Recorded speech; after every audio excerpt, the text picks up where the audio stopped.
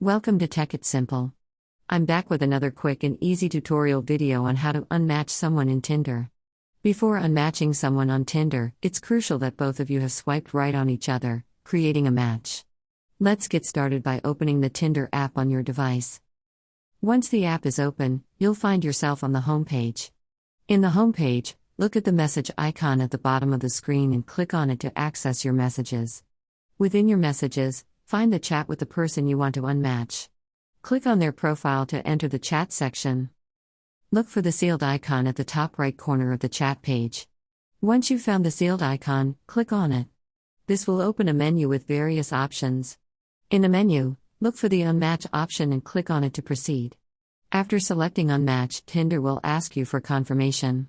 Click Yes, Unmatch to confirm your decision to unmatch. These steps ensure that you disconnect from this person on Tinder. That's all for today's video. Thanks for watching till the end. If you found this video helpful, don't forget to like, share, and subscribe to the channel. Also, hit that bell icon to get notifications on more helpful tutorials. See you in the next video, and stay connected.